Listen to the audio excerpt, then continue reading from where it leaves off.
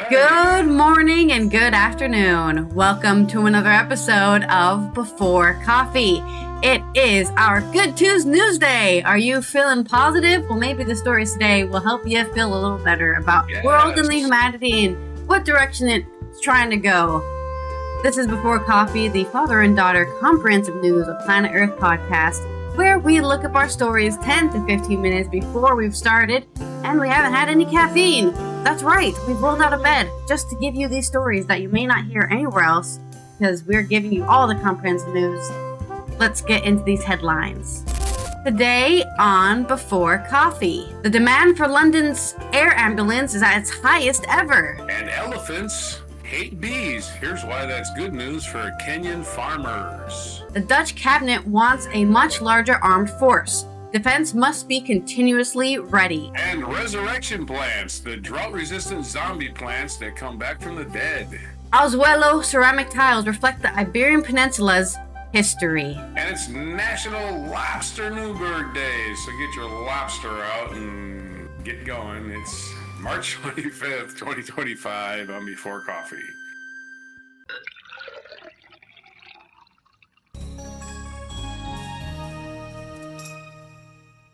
Get ready. What did we were saying right before the show? It's 1/4 of the way through the year, guys. We're finishing it off, and I know a lot of people, especially in the United States, are counting down every single day that passes in a hope that it'll one day end. Everything will one day just stop. And we can go back to normalcy and not ridiculous clown fanatics happening in the headlines every other day, which we don't cover here on the show. We're not here to talk about clowns. We're here to talk about positive things. So, well, our perspective of positive things. I think my stories are a bit depending on your view, right? Let's roll that wheel. If I can find the wheel. I lost it. There it is.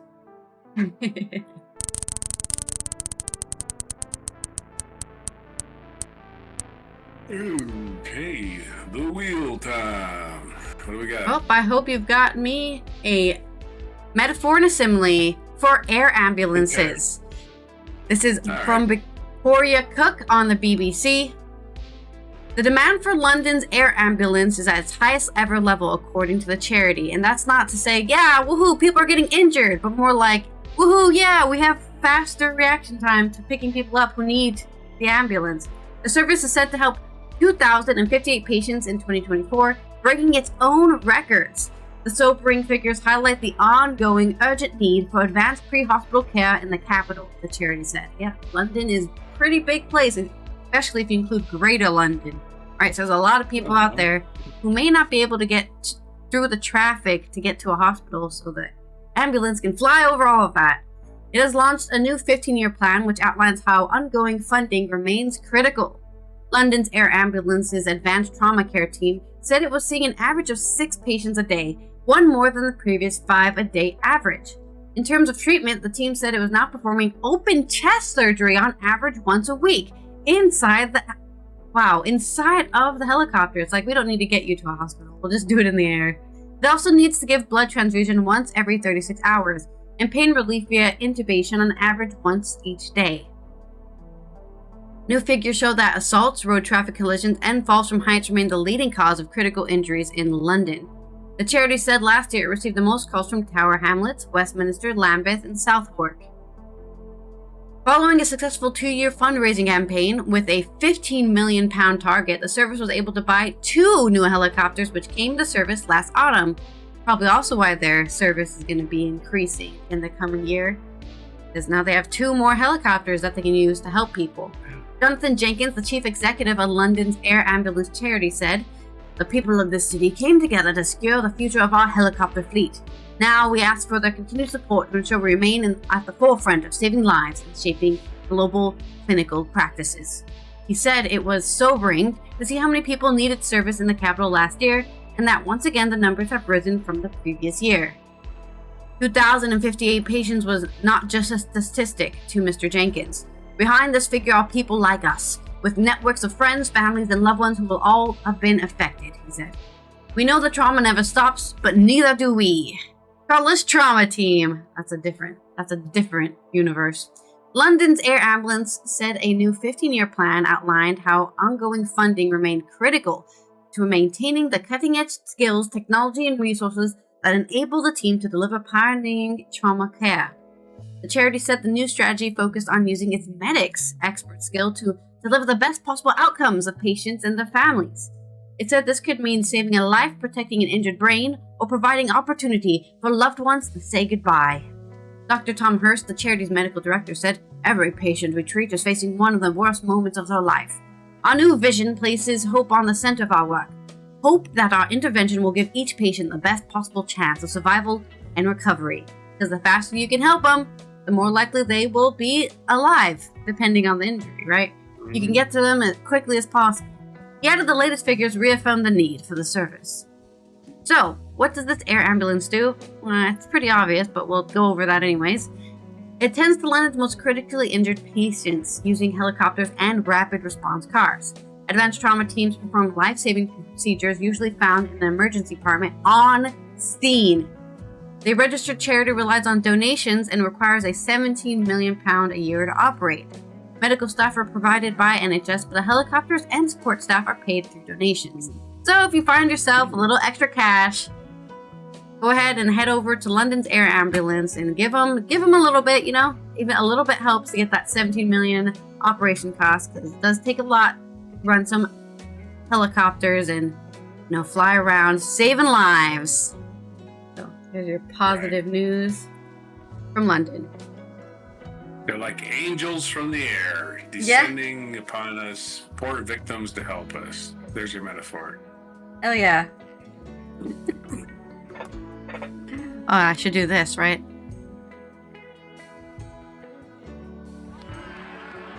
Yeah, soundboard time. We'll get this show together yet. All right. Let's do my will for your story. Okay. My story's a bit longer. I'm not time it this time. All right. Let's see if I have a personal story about what you're talking about. All right. You have a personal story about bees and elephants. An elephant is my favorite animal. There's my personal story. There you go. Okay.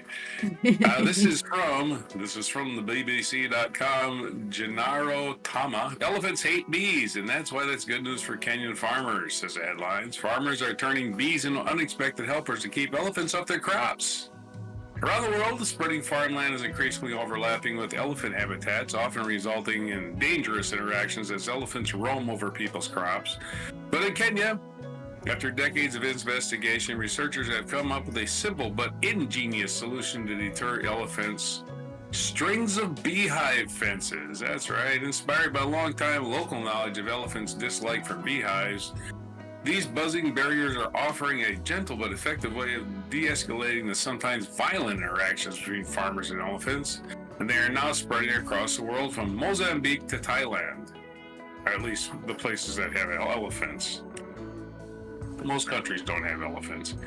Yeah. So what is it about bees that elephants hate so much, and can they really be expected to keep the peace of ever more crowded world? It's ingenious. You got this natural mechanism by which you can deter these animals from approaching farms, says Graham Shannon. Expansion of agricultural land, logging and urbanization, and shrinking of fragmentation of elephant habitats, wildlife that require large spaces of land, are forcing elephants to enter human settlements in search of food and water, said Greta Francesca Lori, an Ethiopia-based advisor in elephant conservation and human-elephant conflict for several governments and nonprofits. Wherever there are elephants, there are instances and information coming through of human-elephant conflict. In Kenya, a new kind of fence made beehives keep elephants at bay. Graham Shannon, a wildlife ecologist at Bangor University in Wales, UK, who has studied African elephants for 2 decades, notes that the people pushed into these areas are often of poorer backgrounds, so farming is crucial for them and their families. But water and lush, highly nutritional crops can be very appealing to elephants, leading them close to human settlements. People take a lot of time caring for their land, then the elephants come.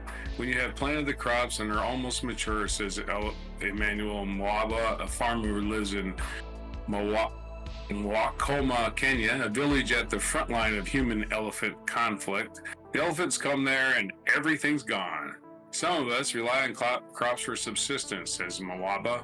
Imagine that it was destroyed within a night. Such encounters can be fatal for both sides. Farmers can die trying to stop hungry 7-ton elephants from entering their crops, while the elephants can end up being killed by humans for happening upon a good meal.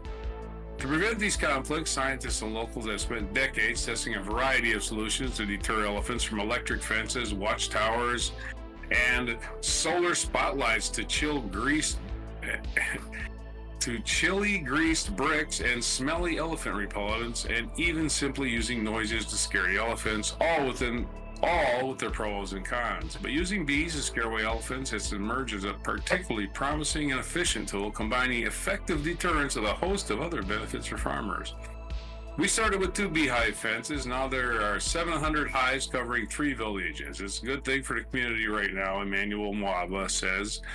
It all started back in the early 2000s when Fritz Vollrath, an ecologist at the University of Oxford and chairman of the charity Save the Elephants, and Leon Douglas Hamilton, founder of Save the Elephants, heard a folklore story from Kenyan pastoralists about how trees in certain areas were not damaged by elephants because they had beehives in them. Studies have found that bees are an effective way of deterring elephants away from crops.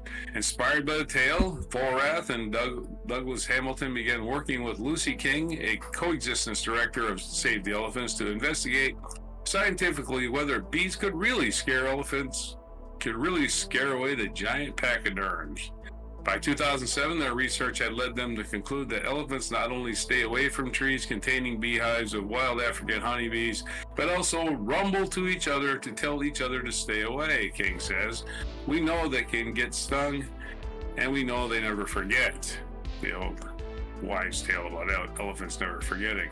King's designed a tool farmers could use to protect their crops from hungry elephants, a fence made of beehives.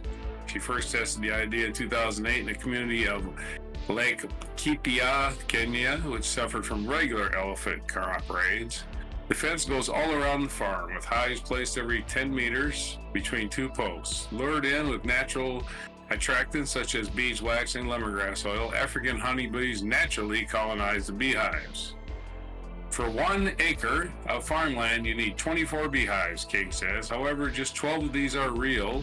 Every other one is a dummy beehive, a fake made just a yellow piece of plywood that gives the elephants the illusion that there are more beehives than there really are. This reduces the cost and more space to the bees. As an elephant approaches the dark, they can smell bees and they can smell honey. They can also see a load of yellow boxes. They don't know which one is real and which one is fake. So it's an illusion. It seems to work, King says. Other than deterring the elephants from the crops and so providing food security, the beehive fences can bring other benefits to the communities who use them. For one thing, they can generate an additional income for farmers by producing honey. If a farmer has honey and he has crops, it's actually good enough for the family to go on, says Mwaba, who lives in one of the villages where the beehive fences have been tested and has now become a beehive fence project officer for Save the Elephants, teaching other farmers how to build and maintain the fences. And of course, you're making honey. Women are often disproportionately impacted by human-elephant conflict, adds King.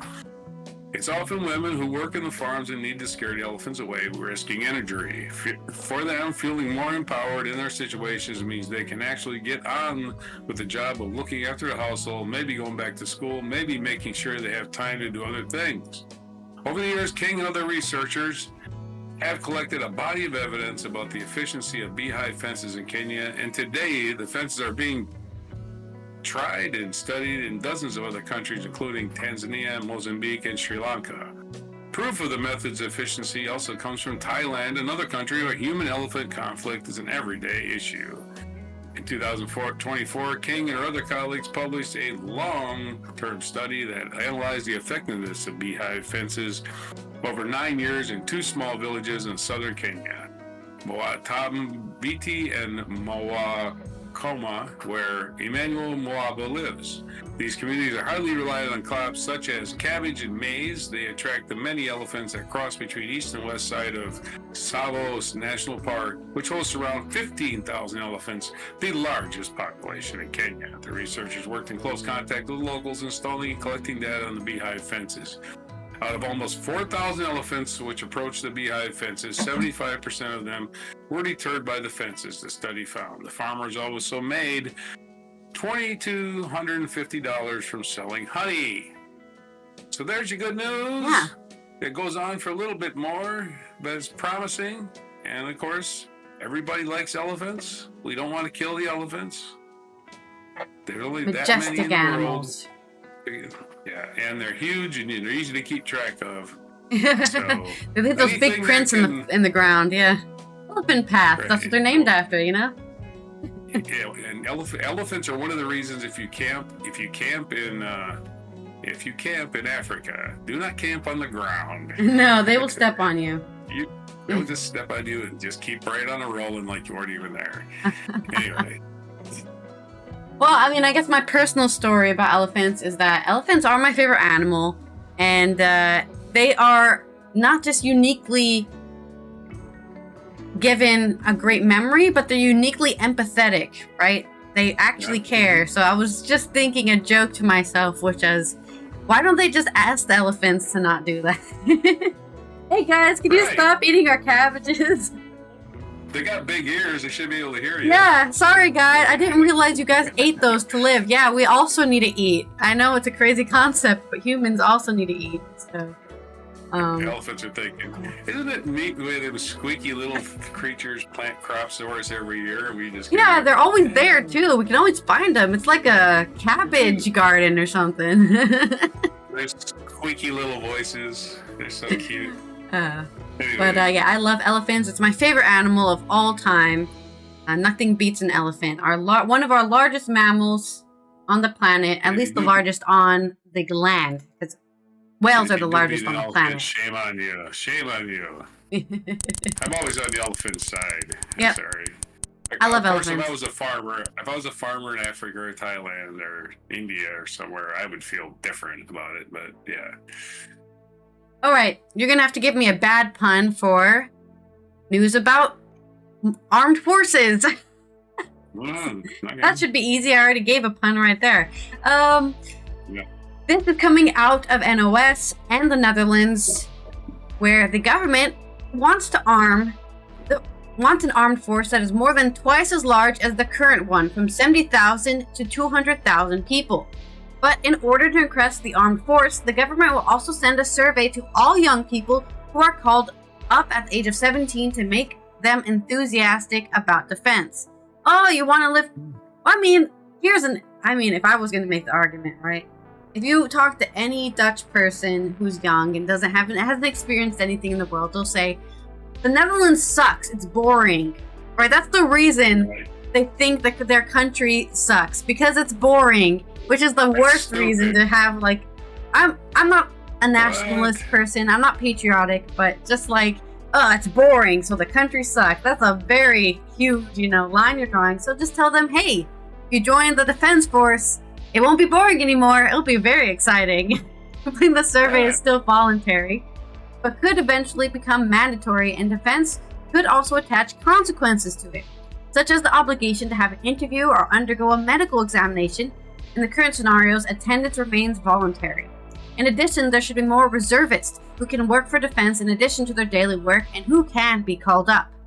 More young people should also participate in the so-called service year, in which people the ages 18 to 27 can voluntarily become acquainted with defense. The cabinet is convinced, in view of the current threat picture, that a larger armed force must come even faster than they already intended.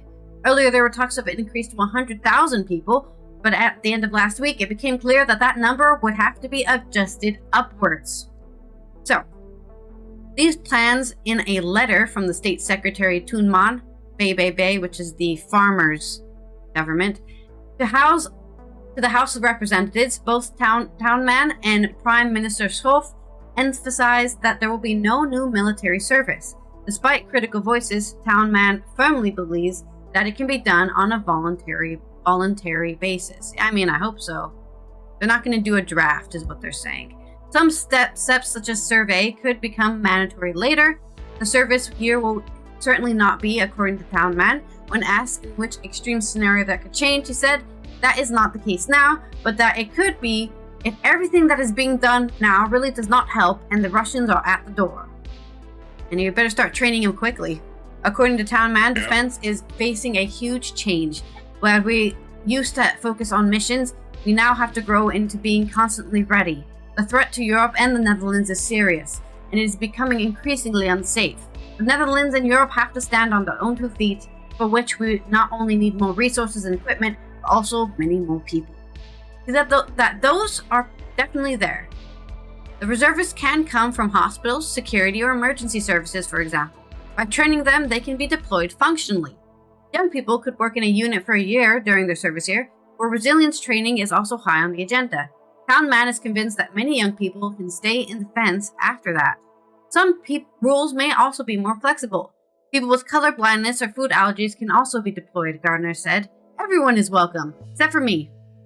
I have asthma. I will not be welcome. Asthma is like one of the things they're like, sorry, no, we can't have you dying on the field because you're having asthma. They're going to have age limits too.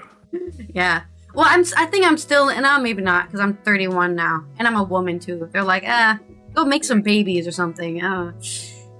The point is, I was never gonna be able to join any military because I have asthma. They would have been like, it's too risky to have you on the field. So just, not that I would ever join, because I'm a brat. I don't like telling people telling me what to do. So it would not work out for me. I would just be kicked out. Dishonorable discharge for insubordination or something. Anyways, enough about me. You might be surprised how much you like it. Anyway.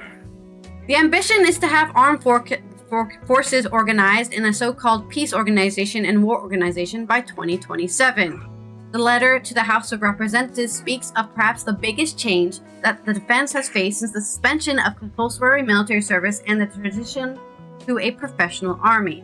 The entire society and the House of Representatives are needed in this operation.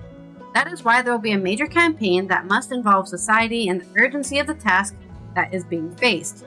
It's about a sense of collective responsibility and for their safety, the letter states. The cabinet previously spoke with unions about the intention to expand the army faster than planned, in which, this was from Friday of last week,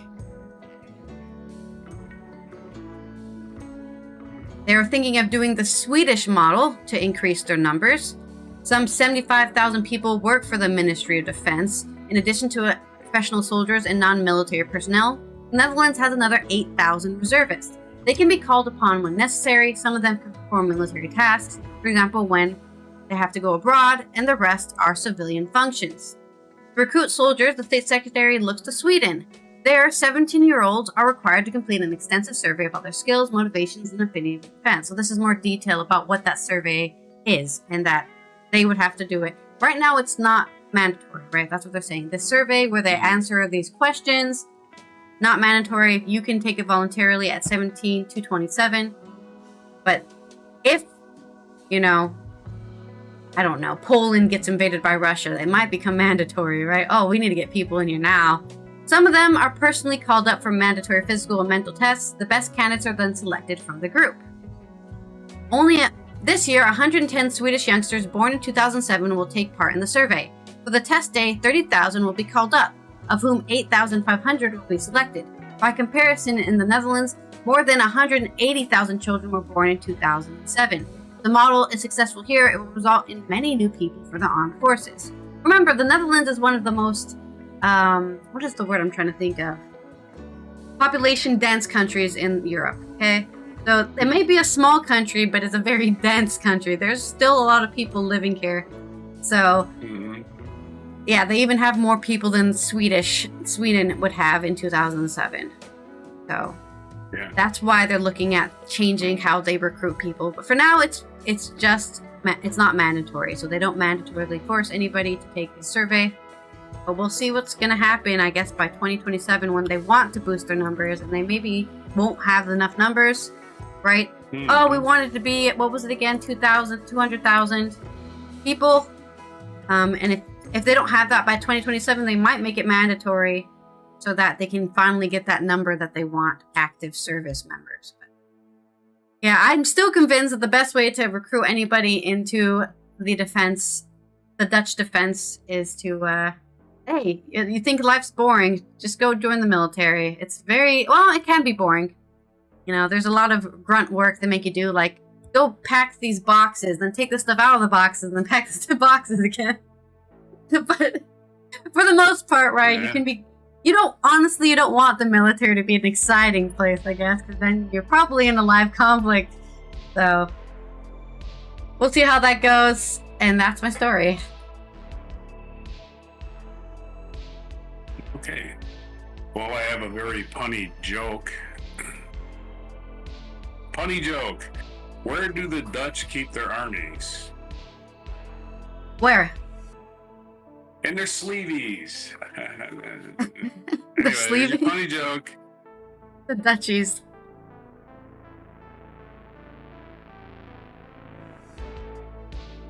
Oh, he died. Oh no, you're still here. Okay, you're just disconnecting slowly. They're sleeveys. Spinny Smitty. Alright, let's spin the wheel. You're back. I was trying to open a page, did you hear my joke? Yeah, I heard the joke, I just didn't hear after that. Alright, I need to give you an accurate metaphor and simile. Time to spin the wheel. Onto your story. Alright. Story about resurrection plans. Whoa. This is from Alex Riley of BBC. It was a child growing up in South Africa in the 1970s. It was as a child growing up in South Africa in the 1970s that Jill Ferrand first noticed several plants around her apparently coming back from the dead. These plants, she later learned, can survive 6 months or more without water. Their leaves turn brown and brittle to the touch, but given water, they will regreen within hours. Within a day, they return to their former self and continue to photosynthesize. While such a Lazarus-like ability is common among mosses, ferns, and other non-flowering plants, these resurrection plants belong to the angiosperms, or flowering plants, the group that includes every blossoming tree and fruit-bearing seed-carrying crop. But out of the 352,000 known species of flowering plants, only 240 are resurrection plants. Scattered across the branch of a tree of life, they're often unrelated, each having independently evolved the ability to live without water. Primarily found growing in the rocky slopes or gravelly soils of South Africa, Australia, and South America, these tactics used for the zombie-like trick are surprisingly similar, almost as if ancestral toolkit can be retrieved from deep inside their DNA to deal with the problem of drought. Ferrand, now a professor of desiccation tolerance at the University of Cape Town, has been studying these unusual plants for over 3 decades. Along with several of the research, he believes that the drought-resistant powers found in these genes may be the key to adapting agriculture to a future of climate change. But it's not just the ability to survive drought that is important to these species, says Carlos Messina, a maize scientist at the University of Florida. It's also how resurrection plants regrow following drought. Maize plants might also survive through drought, he said, but when they rehydrate, they don't go back to the same leaf architecture they had before, and the flow of CO2 and water is all messed up. Drought, therefore, compromises their growth long after the rains have returned. But resurrection plants seem to come back to the form that they had before the drought. If we can create maize that does that, that's fantastic, because we can regain that productivity. Well, get to work, Frankenstein. Get that thing going. Resurrection plants have evolved this essential skill by replacing disappearing water with sugars such as sucrose, turning the inside of their cells into a viscous, glass-like substance that slows any chemical reactions. Known as vitrification, the same tactic used by desiccate-tolerant animals such as tardigrades, also known as water bears, and the eggs of Artemia Artemia shrimp, which are also known as sea monkeys. As they turn to glass, these plants also deconstruct their photosynthetic machinery, such as chloroplasts, switching off their primary source of food as they turn to a state of dormancy. To hold their assembly of proteins and cell membranes together, they secure a suite of protective proteins known as chaperones, since they can guide the cell through dangerous times. I actually call it chaperones. I can't pronounce chaperones all of a sudden. Yeah. How they preserve their tissue is quite a miracle, Ferrat says. It is quite a miracle. In a sense, the abilities of resurrection plants are not so different to the seeds of most flowering plants. When dried and stored in dark and cold place, many seeds can survive for years, sometimes millennia, preserving the recipe to make a new plant when warmth and water return. The fascinating ability of resurrection plants to survive intact without water for months has obvious appeal in a world seeing rising desertification and increasingly erratic drought. If these same traits could be used in crops, it could help maintain food production in areas which are drying up. But altering the genomes of organisms remains controversial and remains in many areas of the world. That's a weird sentence. It's also early days for this research, although genes from resurrection plants have been shown to improve drought tolerance in some food crops. But once the first green shoot emerges, this desiccation tolerance is lost, traded for faster growth, high yield, and more nutritious fruit or seeds. It's a trait that the Green Revolution, the 20th century agriculture boom, which introduced the high yield varieties of crops grown in optimum conditions of water, soil, and sun, exacerbated. Meanwhile, the droughts have always been an issue for farmers. Rising global temperatures due to ongoing greenhouse gas emissions are making them far worse, especially in the Mediterranean and Western North America. Drought, wildfires, and heat are estimated to have cost $16.6 billion in crop losses in the U.S. alone in 2023, according to some climate models. By 2100, much of the agricultural land in sub-Saharan Africa and South America will be unsustainable for food production, a large proportion made barren by drought. Agriculture will only be possible in Canada and Siberia, says Hank Horst, a retired seeds scientist based in the Netherlands. If these northerly regions of the planet, not the tropics, that will have to feed the world. Yep. The situation is so severe, argues Ferrat, that even the most radical shifts in agriculture now have to be considered. We're just not going to get enough food, she says. We've got to become incredibly inventive. The most common crops, such as wheat, maize, and soybean, have already been made more resilient to water scarcity through selective breeding. Choosing plants with greater root depth helps them find deeper reserves of water, for example, or choosing those that flower faster helps produce seeds in shorter growing season. Resurrection ferns are more common than resurrection flowering plants, but the genes are also further from the crops humans use for food. But extreme weather events aren't just becoming more common, they are becoming more unpredictable. Chaos is the marker of climate change, says Timothy George, a soil scientist at James Hutton Institute of Scotland.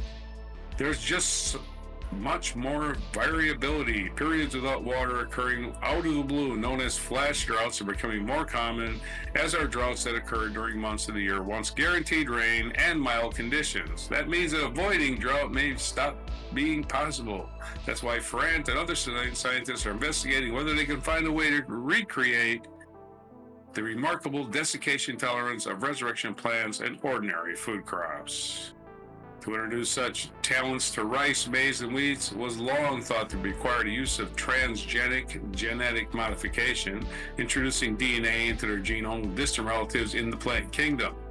The genes involved in desiccation tolerance would be also isolated and inserted into drought-sensitive crops, a task that has been made simpler with the recent rise of CRISPR gene editing technologies.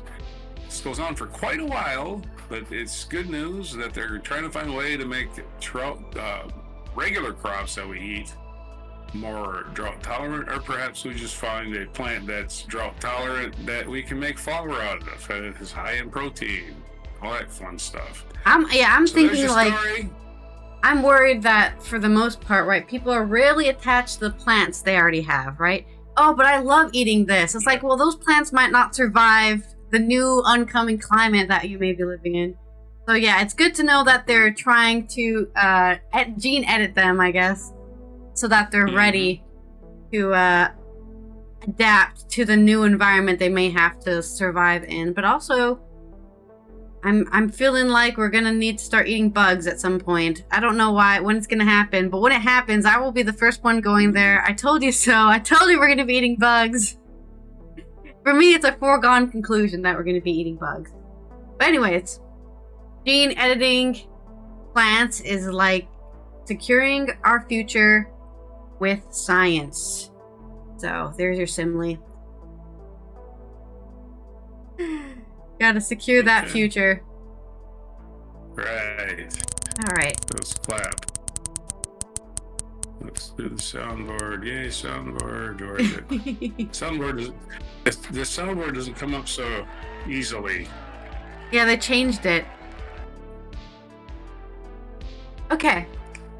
Yeah, Your next segue is going to be a mixed metaphor. As we talk about Azuelo ceramic tiles in my culture segment from Katarina Hall on Reason. Wander through the streets of Seville or Porto and you'll find yourself immersed in the world of color and intricate patterns. Elaborately painted tiles called azuelos adorn churches, palaces, train stations, and sidewalks. These tiles are more than just decoration. They're storytellers, chronicling centuries of cultural exchange, artistic innovations, and political power in Iberia. Some whisper tales of ancient civilizations, others speak of grand adventures. Above all, Azuelos reveals the story of a region that has long been at the forefront of globalization. The story of Azuelos began with the Muslim conquest of the peninsula. In the year 711, the Moors swept into the Iberian Peninsula from North Africa, bringing advanced ceramic techniques from the Muslim world. Their hallmark was the art of zeli, an Islamic mosaic style made with hand-chiseled tiles arranged in intricate geometric patterns. Symmetry and abstraction dominated these designs, with motifs inspired by plants, calligraphy, and geometry, a reflection of the prohibition against depicting living creatures in Islamic art. The result was stunning, walls and courtyards shimmering with patterns inspired by nature and mathematics. For nearly 800 years, Moorish rule brought the cultural and technological advancements to cities such as Cordoba and Granada. They became hubs of tile-making innovation, with artisans developing precise interlocking designs, vibrant glazing techniques, and kilns capable of producing durable ceramics. The Alhambra Palace in Granada stands as a monument to this era. Its designs were a political statement, symbols of power and authority that reflected the wealth, sophistication, and influence of the rulers who commissioned them. It was during this time that the term azuelo, derived from the Arabic al-azulais, meaning small polished stone, came into use. But the late 1400s, so we've skipped around, 800 plus 500, so 700. Around the late 1400s, the tides had turned. The Catholic monarchs reclaimed the peninsula, driving out the Moors and reasserting Christian dominance. But the allure of Moorish architecture was too strong to resist. Yeah, sometimes people do it better than you. Instead of erasing Islamic aesthetic, the new rulers embraced it, commissioning Muslim artisans to craft tiles for their churches, palaces, civic buildings, and homes. This fusion of cultures gave rise to the Murijar style, which merged intricate Islamic techniques with Christian themes. Seville's real Alcazar is one of the finest examples of this phenomenon. Originally a Moorish fort, it was transformed into a palace for Christian rulers after their Reconquista. Inside, the tile work tells the story of adaptation, harmoniously blending Islamic techniques with Christian iconography. In the 16th century, with Christopher Columbus' voyages opening Americas to Europe, Seville became a gateway for transatlantic trade. Among other new influences to the Iberian Peninsula were Italian merchants who brought with them the technique of maiolica, a method of painting on tin glazed pottery that allowed for more vibrant, detailed designs. This method revolutionized Azuelo production, allowing artisans to depict more complex narratives on the tiles. The tiles didn't just remain in Europe, however. They traveled with explorers, adorning homes and official buildings and colonies from Cuba to Peru. In these distant lands, Azuelos were reshaped by local tastes, carrying the marks of globalization long before the term even existed. While Azuelos gained prominence in Spain, they became a defining feature of Portuguese identity. After visiting Seville in 1498, King Manuel I fell in love with the geometric pattern tiles. The king brought tiles back to decorate his palace in Sintra, which still houses one of Europe's largest collections of Mudejar tiles. The Portuguese soon innovated beyond Spanish influences, creating grand murals that celebrated the country's maritime power and its pivotal role in global trade. And that's right, Portuguese people were trading. They were definitely doing that. And of course, by the 17th century, Portugal's maritime trade with China and the Dutch introduced new artistic inspiration, creating the iconic blue and white azuelos, which a lot of Dutch people call Delft pottery, which is not, right? It comes all the way from the Middle East, or from North Africa, all the way from North Africa. So it doesn't even come from the Netherlands, China, or Portugal, right? Well, I guess you could say it's a synergy of these things.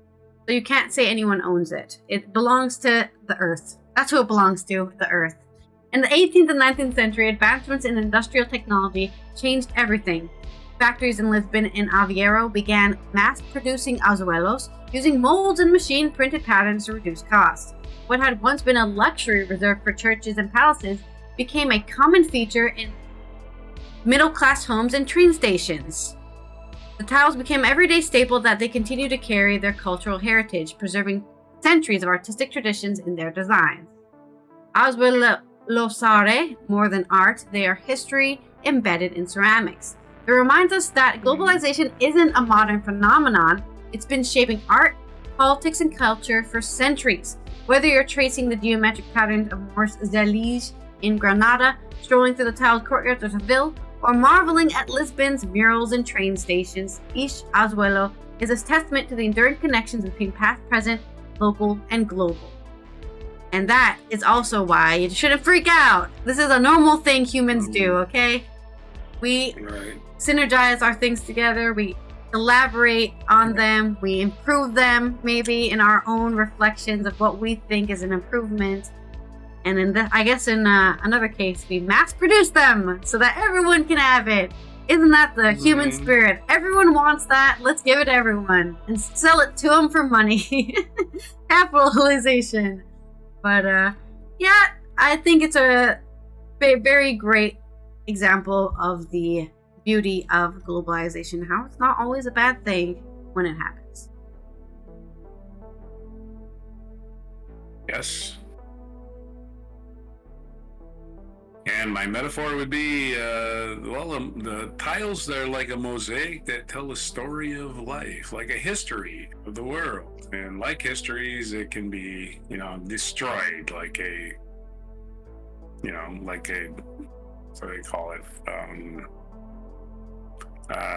they call it? What do they call it when you destroy idols? Iconoclasm. Yeah. Yeah, that thing. Anyway, there's your mixed metaphor. Even though it took me a while. All right, let's roll the final wheel and get into this day in history.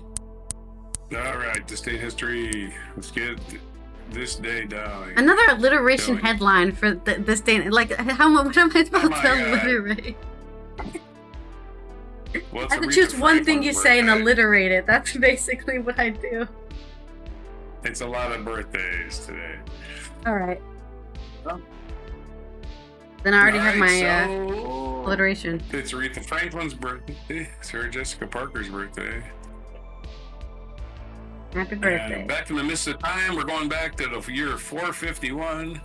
According to tradition, and the year 451, Venice was founded right on this day. Yes, that's right. 1305 on March 25th, if you believe this calendar. The arena, or Scrovengali, from Grill, let's do it again. Scrovegni chapel, the arena chapel containing frescoes of Giotto, was consecrated in Padua, Italy. A lot of hard words to say for me for some reason. In 1655, Dutch mathematician and astronomer Christian Huygens discovered Titan, the largest moon of Saturn. Yeah. So 460, 70 years ago. It just popped into the sky out of nowhere. Right. He was just looking in the sky. Look at that. I found a moon. No, it's really hard to find moons. You gotta find them as they cross the face of the planet. That's true. 1807, British Parliament abolished the slave trade in the British West Indies. Way to go. That's something to celebrate. There you go. In 1881, maybe we shouldn't be selling human beings. Right. In 1881, Hungarian composer Bela Bartók was born in some big long word in Hungary. Nagyzentkőmiklos, Hungary, which is now Austria-Hungary, which is now Romania. Wow, that's confusing, isn't it? How times change. It was Hungary, Austria-Hungary when he was born in 1881, but now it's part of Romania. Another word I can't pronounce. Sanacalo, Romania. Anyway, happy birthday to Bela Bartók. I guess that's how you pronounce his name. 1911, a fire at the Triangle Shirtwaist Factory in New York City killed 146 people, prompting the creation of health and safety legislation, which is going to go bye-bye very soon. We're going to have 10-year-old kids working in factories again. 1918, French composer Claude Debussy died at the age of 55. His works were a seminal force in the music of the 20th century. So he died in 1918. 1934, American feminist Gloria Steinem was born. She was a leading advocate for women's liberation movement, who helped found Ms. Magazine in 1972. 1947, Elton John was born. Happy birthday to Sir Elton John, who was born Reginald Kenneth Dwight. British singer composer, was known for both his popular music and his stylistic showmanship. Rocket Man, blessing up that calendar. Another year. There you go. You got Elton John and Aretha Franklin had the same birthday. 1957, the Treaties of Rome were signed, establishing the European Community and the European Atomic Energy Commission. 1965, Martin Luther King and other civil rights activists completed their march to Selma to Montgomery, Alabama. 2 previous marches had been halted by local police because they're scumbags. Oh, what are you uppity black people doing now? Won't you be happy? Won't you be happy with what you got? Stupid motherfuckers. 1965, American actress Sarah Jessica Parker was born. Happy birthday to her. She was perhaps best known for her role in the television series Sex and the City from 1998 to 2004. 1975, King Faisal of Saudi Arabia was shot to death by his nephew. Not the way you want to go out. No. 2002, a 6.1 magnitude earthquake struck the Hindu Kush region of northern Afghanistan, causing more than 1,000 deaths. Wow. 6.1 could be that deadly. 2021, American children's author Beverly Cleary died at the age of 104. Her popular books included the hugely popular Ramona series. 104, be an author, you live long. But a published author, of course. Our featured event in the year 1306, Robert the Bruce was crowned King of Scotland. That's right, on this day, Robert the Bruce, crowned Scottish King at Scone on this day, 1306, freed Scotland from English rule, winning the decisive Battle of Bannockburn in 1314, and confirming Scottish independence with the Treaty of Northampton, 1328. And of course, Scottish independence exists until this very day. Oh wait, no it doesn't. Other birthdays today, we mentioned Aretha Franklin, we're going to mention her again. She was born March 25th, 1942 in Memphis. Died August 16th, 2018 in Detroit at the age of 76. So happy birthday, Aretha Franklin, Elton John, Gloria Steinem, Sarah Jessica Parker, and one more person to add to this is Ukrainian boxer Vladimir Klitschko, born in 1976, former heavyweight champion. Happy birthday to Ukrainian. I believe he's a mayor of a city in Ukraine now.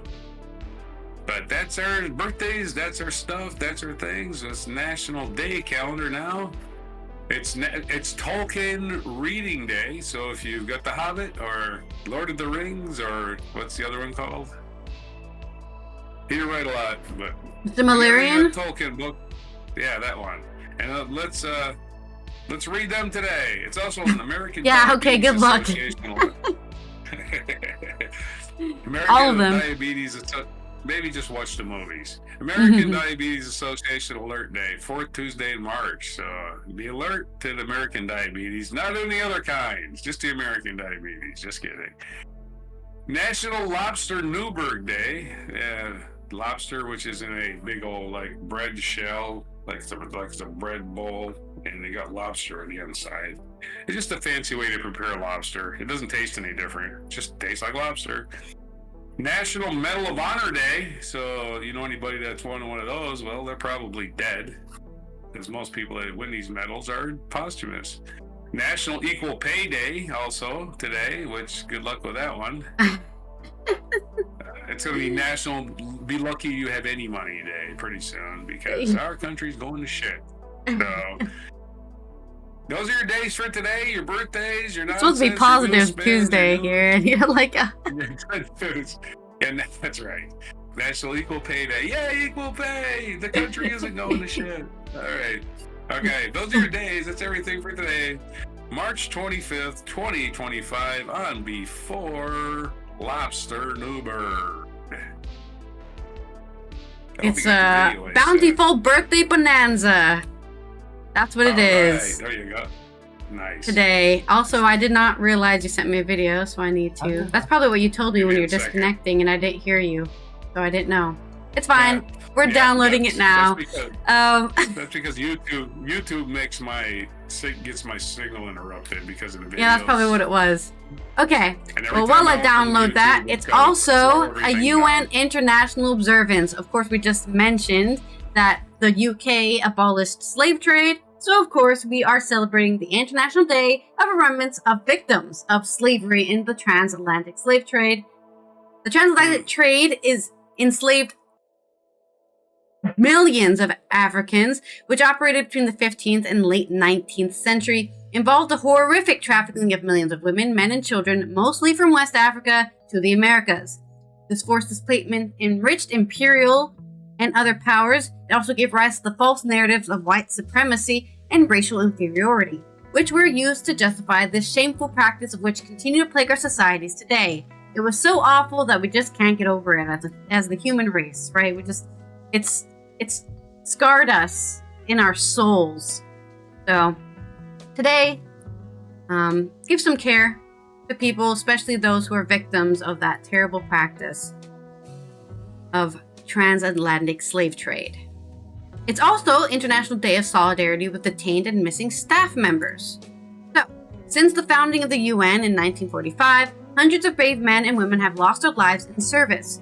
During the 1990s, the growing number and scale of UN peacekeeping missions were many more at risks. More lives were lost during the 1990s than in previous 4 decades combined when it came to peacekeeping initiatives, okay? Not just in general.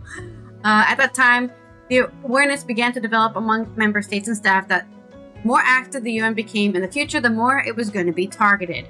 So today, celebrate all those UN peacekeepers who went out there to try to ask for peace, to broker peace between many different countries, and may or may not have come back alive, taken prisoner, killed in complex negotiations, and other terrible things. So give them all the props they deserve for that. Okay, my video finally downloaded. Let's move it over to the place it belongs, which is on my other computer. And of course, I will remind you again, it is still the week of solidarity with people struggling against racism and racial discrimination, right? That's until next Friday. So we're still celebrating, or I should not say celebrating, giving support to people who suffer from discrimination based on their race. Like, they can control that, you know? Well, you should have been born a different color. They can't, okay? So leave those people alone. Stop discriminating against them when you don't even know who they are. And give them all the support that they need in order to get back on their feet if they need it. Okay. I'm almost done moving this video to my other computer and then putting it in the right place, and then we're gonna watch it. I actually don't even know what you sent me because I'm slotting it in so fast. Something about plants. Right. Resurrection plants. Without further ado, this has been Allison from the Netherlands, Roger from the west coast of the US, as we finish and tie up another positive day of news for this week's Good Tuesday News Day. We will see you tomorrow for Wacky and Weird Wednesday, where we cover all the weird and wacky news that's been going on this week. And I already think have all most of my stories already, because some of that good news is kind of wacky news. So take care of yourself, drink water, wear sunscreen, even if the sun's not out. Subscribe to our YouTube channel and turn on those notifications so you know when we go live or post a video. And here is our mic drop moment. Have you ever heard about the Rose of Jericho?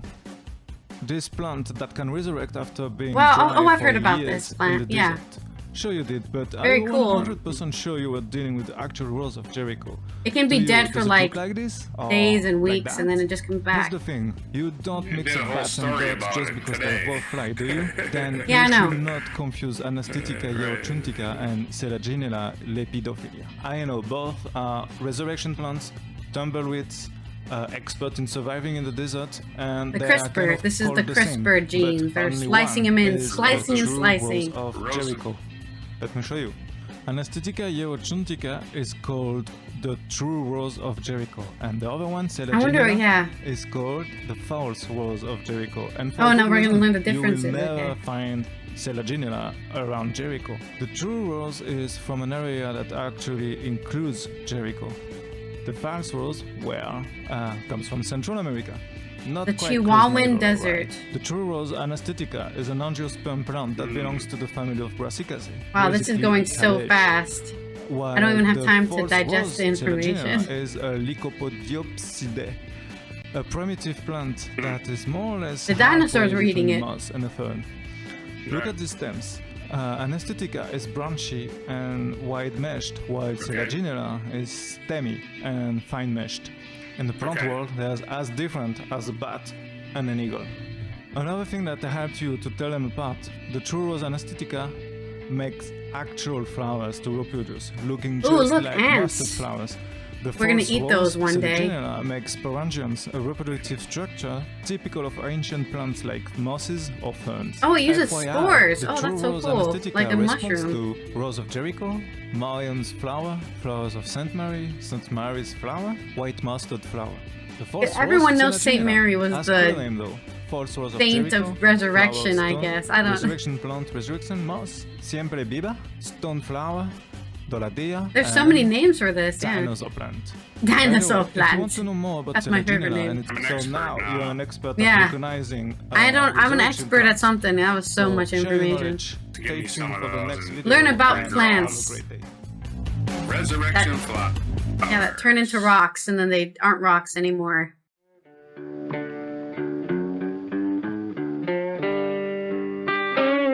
Be sure to hit the like, subscribe, and notify buttons, and follow our other channels, Toxic Alley, History of Gravy, and Scratchy Old Records.